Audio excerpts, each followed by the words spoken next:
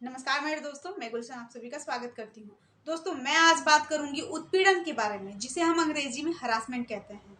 तो महिला उत्पीड़न क्या है, महिला उत्पीड़न के कितने प्रकार होते हैं, महिला उत्पीड़न का कारण क्या है, इन सभी के बारे में मैं आज बात करूंगी।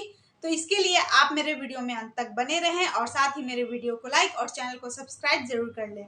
दोस्तों, लड़कियों एवं महिलाओं के साथ उत्पीड़न प्राचीन काल से ही होता आ रहा है, जैसे बाल विवाह करना, विधवाओं का सती होना, अपने से दुगने या तिगने व्यक्ति के साथ शादी विवाह करवाना। प्राचीन काल में जब भी संग्राम होता था तो महिलाओं के साथ यौन अत्याचार किया जाता था, और आज भी जब भी किसी के घर में लड़ाई झगड़े होते हैं तो वहां पर लड़कियों एवं महिलाओं को ही घसीटा जाता है और उनके साथ दुर्व्यवहार किया जाता है। तो बात चाहे प्राचीन की हो चाहे आज की, महिलाओं को तब भी अत्याचार सहना पड़ता था और आज भी महिलाओं के साथ अत्याचार हो रहा है। बस फर्क इतना है कि अब अत्याचार करने वाले व्यक्ति पर कानून कड़ी से कड़ी सजा लागू कर रही है। तो आज मैं उन्हीं सभी के बारे में बातचीत करूंगी। महिला उत्पीड़न से तात्पर्य महिलाओं के प्रति होने वाली हिंसा से है, जिसमें महिला को तकलीफ देना, पीड़ा पहुंचाना, अत्याचार करना शामिल होता है। महिला एवं लड़की के करीबी रिश्तेदार जैसे कि सास ससुर, माता पिता, भाई बहन, बहनोई या भाभी या पति द्वारा या फिर फैमिली के कोई भी सदस्य द्वारा होने वाली हिंसात्मक व्यवहार और अत्याचार जो नारी को शारीरिक, मानसिक और व्यवहारिक रूप से आघात पहुंचाता हो, वही महिला उत्पीड़न कहलाता है। अब मैं आप सभी को महिला उत्पीड़न के प्रकार के बारे में बताऊंगी। पहला, फिजिकल अब्यूज, जिसे हम सभी शारीरिक उत्पीड़न कहते हैं। दोस्तों, मैं इस वीडियो के द्वारा आप सभी को एक ऐसी भयावह रिपोर्ट बताने जा रही हूँ जिसे सुनकर आप हैरान हो जाएंगे, जिसे पूरे विश्व स्तर पर रिसर्च किया गया है। वर्ल्ड हेल्थ ऑर्गेनाइजेशन ने school of hygiene and tropical medicine and medical research council के साथ मिलकर एक शोध किया गया, जिसमें लगभग 80 देशों के आंकड़े को एकत्रित किया गया और पाया गया कि 35% महिलाओं को अपने पार्टनर के द्वारा शारीरिक उत्पीड़न किया गया, और वहीं 30% महिलाएं जो है वह अपने पार्टनर से तंग आकर उन्होंने सुसाइड कर लिया। दूसरा, मेंटल हरासमेंट, जिसे हम सभी मानसिक उत्पीड़न कहते हैं। रिसर्च के अनुसार ऐसी बातें जो चुभती हैं, जो मन को पीड़ा पहुंचाती है, यानी कि एक ही बात को लेकर बार बार कहना, टॉर्चर करना, यही मेंटल हरासमेंट कहलाता है। लड़कियां एवं महिलाएं कहीं पर भी, घर में, समाज में, वर्क प्लेस पर, कहीं पर भी मेंटल हरासमेंट का शिकार हो जाती है। वर्क प्लेस पर बॉस के द्वारा, घर में फैमिली के सदस्य के द्वारा अत्यधिक दबाव पड़ने पर लड़कियां जो है वह मेंटल हरास हो जाती है, और ऐसा करने वाले व्यक्ति को 2 साल की सजा, जुर्माना या फिर दोनों से दंडित किया जाता है। तीसरा, वर्बल एब्यूज, जिसे हम सभी मौखिक उत्पीड़न कहते हैं। शब्दों के नुकीले बाणों का प्रहार ही वर्बल एब्यूज कहलाता है। ससुराल में बेटी पैदा होने पर गाली गलौज करना, उल्टी सीधी बातें बोलना, यही वर्बल एब्यूज कहलाता है।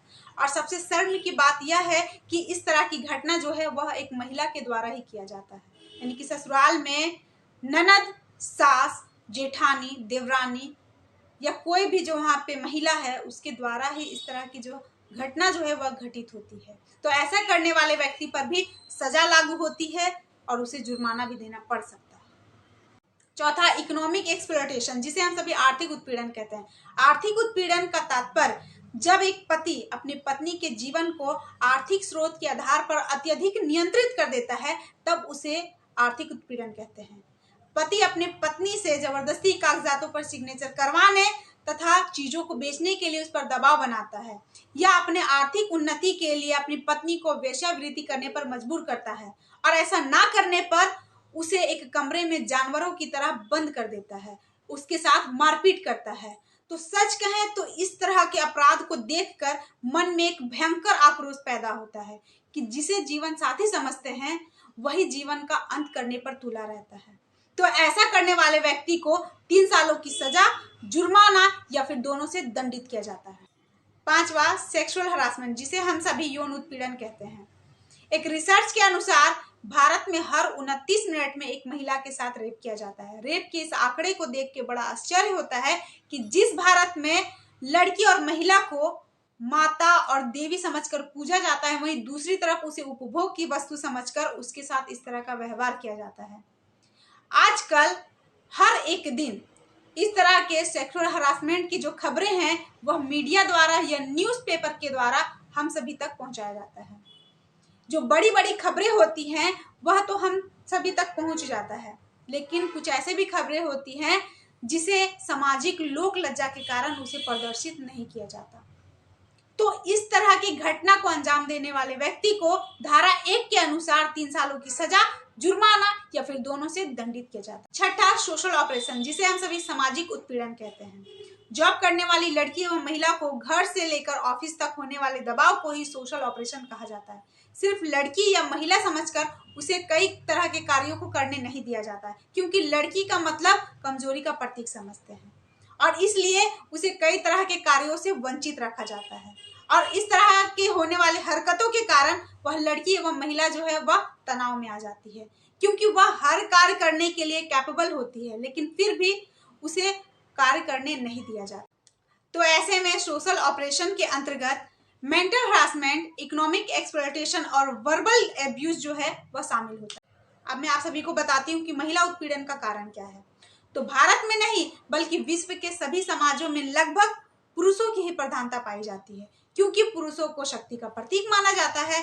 तो इसमें भी गलती हमारे समाज की ही है, क्योंकि एक महिला को जन्म से लेकर बुढ़ापे तक कई तरह के अधिकारों से वंचित रखा जाता है और वह अधिकार केवल पुरुषों को ही दिया जाता है। और सबसे ज्यादा जरूरी जो होती है महिलाओं के लिए शिक्षा, उससे भी उसे वंचित रखा जाता है।